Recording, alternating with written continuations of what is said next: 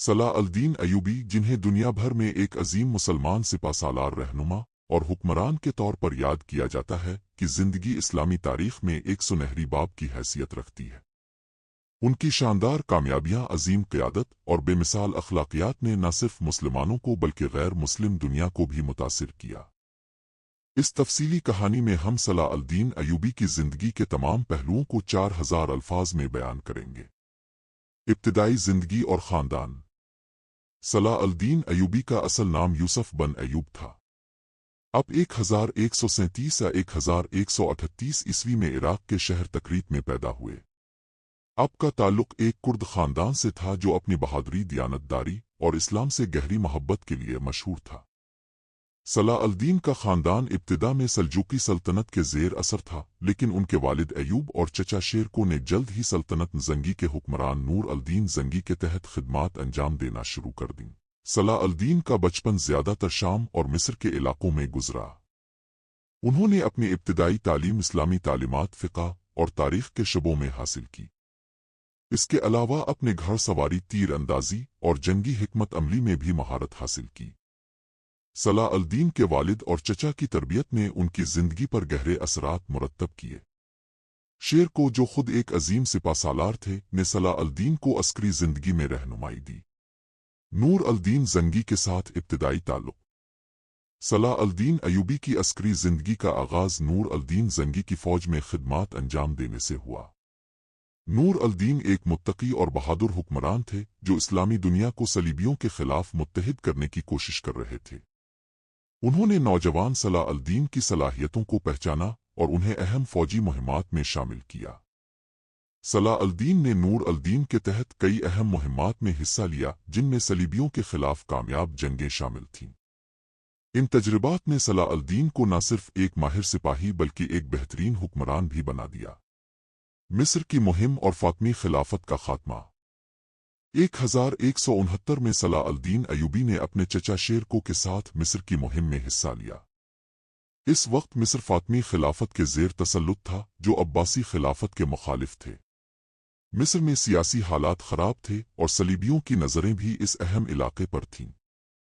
صلاح الدین نے اپنے چچا کے ساتھ مل کر مصر میں عباسی خلافت کے اثر و رسوخ کو قائم کیا اور صلیبیوں کے عزائم کو ناکام بنایا۔ 1171 میں جب شیرکو کا انتقال ہوا تو صلاح الدین کو مصر کا وزیر اعظم مقرر کیا گیا۔ جلد ہی انہوں نے فاطمی خلافت کا خاتمہ کر کے عباسی خلافت کی بحالی کی۔ یہ صلاح الدین کی ایک بڑی کامیابی تھی جس نے انہیں اسلامی دنیا میں ایک اہم رہنما کے طور پر قائم کیا۔ ایوبی سلطنت کا قیام۔ مصر کی کامیابی کے بعد صلاح الدین ایوبی نے ایوبی سلطنت کی بنیاد رکھی۔ انہوں نے مصر میں انتظامی اصلاحات کی معیشت کو مضبوط کیا اور عوام کے لیے عدل و انصاف کو یقینی بنایا۔ ان کی قیادت میں مصر ایک مضبوط اسلامی ریاست بن گیا جو صلیبیوں کے خلاف جنگ کے لیے تیار تھا۔ صلاح الدین نے مصر میں ایک مضبوط فوج تشکیل دی اور اسلامی اتحاد کے لیے کوششیں شروع کیں۔ انہوں نے شام، یمن اور حجاز کے علاقوں کو بھی اپنی سلطنت میں شامل کیا، جس سے ایوبی سلطنت ایک وسیع اور طاقتور ریاست بن گئی۔ صلیبی جنگوں میں کردار۔ صلاح الدین ایوبی کی سب سے بڑی پہچان صلیبی جنگوں میں ان کا کردار ہے۔ 1187 میں انہوں نے جنگ ہوتے میں صلیبیوں کو ایک فیصلہ کن شکست دی۔ یہ جنگ اسلامی تاریخ میں ایک اہم موڑ تھا کیونکہ اس کے بعد مسلمانوں نے یروشلم کو دوبارہ فتح کر لیا۔ جنگ ہوتے 4 جولائی 1187 کو لڑی گئی۔ اس جنگ میں صلاح الدین ایوبی نے ایک بہترین حکمت عملی کے ذریعے صلیبیوں کو شکست دی۔ صلیبی فوج پانی کی قلت اور صلاح الدین کے ماہر سپاہیوں کی جنگی حکمت عملی کے باعث ناکام ہوئی۔ اس جنگ کے نتیجے میں صلیبیوں کا غرور ٹوٹ گیا اور مسلمانوں کا حوصلہ بلند ہوا۔ یروشلم کی فتح۔ جنگ ہوتے کے بعد صلاح الدین ایوبی نے یروشلم کا رخ کیا۔ 2 اکتوبر 1187 کو انہوں نے یہ مقدس شہر فتح کیا۔ یروشلم کی فتح کے بعد صلاح الدین نے غیر معمولی رواداری کا مظاہرہ کیا۔ انہوں نے عیسائیوں کو ان کے مذہبی مقامات کی زیارت کی اجازت دی اور کسی بھی غیر مسلم کے ساتھ ظلم و زیادتی نہیں کی۔ صلاح الدین کی شخصیت اور اخلاقیات۔ صلاح الدین ایوبی کی شخصیت نہایت متاثر کن تھی۔ وہ نہ صرف ایک عظیم سپہ سالار بلکہ ایک نیک رحم دل اور انصاف پسند حکمران تھے۔ ان کے دشمن بھی ان کی دیانتداری اور اخلاقیات کے قائل تھے۔ رحم دلی صلاح الدین نے ہمیشہ دشمنوں کے ساتھ بھی نرمی اور عزت کا برتاؤ کیا۔ یروشلم کی فتح کے وقت انہوں نے عیسائیوں کو آزاد جانے کی اجازت دی، حالانکہ صلیبیوں نے 1099 میں یروشلم پر قبضے کے دوران مسلمانوں کے ساتھ ظلم و ستم کی انتہا کر دی تھی۔ انصاف پسندی صلاح الدین ایوبی اپنی رعایا کے ساتھ بہت انصاف پسند تھے۔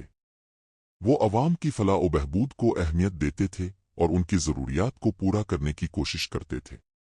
دینداری صلاح الدین ایک مذہبی انسان تھے جو اپنی تمام کامیابیوں کو اللہ کی مدد سمجھتے تھے۔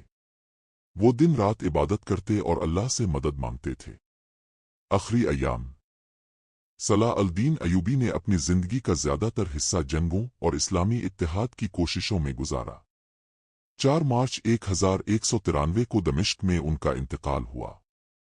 ان کے انتقال کے وقت ان کے پاس اتنا بھی مال نہیں تھا کہ کفن خریدا جا سکے۔ یہ اس بات کا ثبوت ہے کہ وہ ایک حقیقی اسلامی حکمران تھے جو دنیاوی مال و دولت کے پیچھے نہیں بھاگتے تھے۔ صلاح الدین ایوبی کا ورثہ صلاح الدین ایوبی کا نام آج بھی مسلمانوں کے لیے بہادری، اتحاد اور اسلامی اصولوں کی پاسداری کی علامت ہے۔ ان کی زندگی ہمیں یہ سبق دیتی ہے کہ اگر ہم ایمان، دیانتداری اور حکمت کے ساتھ کام کریں تو دنیا میں عظیم کامیابیاں حاصل کر سکتے ہیں۔ نتیجہ صلاح الدین ایوبی کی کہانی ایک مشعل راہ ہے جو ہمیں ظلم کے خلاف جدوجہد، انصاف کے قیام اور انسانیت کے احترام کا درس دیتی ہے۔ ان کی زندگی نہ صرف مسلمانوں بلکہ پوری دنیا کے لیے ایک مثال ہے۔ اگر ہم ان کے نقش قدم پر چلیں تو ہم بھی دنیا میں ایک روشن مقام حاصل کر سکتے ہیں۔